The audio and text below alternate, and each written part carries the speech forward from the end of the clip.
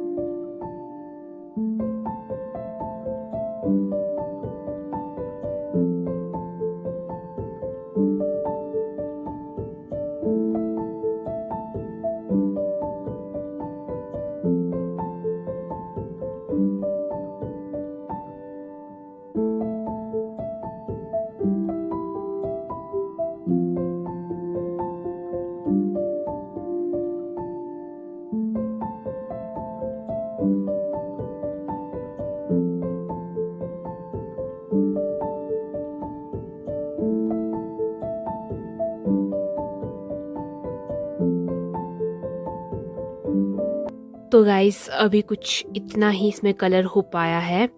तो आज मुझे पूरा दिन इसी को बनाने में लग गया, पर मैंने थोड़ा थोड़ा काम किया है। तो ये थोड़ी जो शीट है वो A3 साइज़ से बड़ी है। तो आई होप आपको आज की वीडियो अच्छी लगी हो और हेल्पफुल लगी हो। तो वीडियो को लाइक जरूर करना, सब्सक्राइब करना, फॉलो करना। मिलते हैं इसके नेक्स्ट पार्ट में। Thank you for watching and bye bye.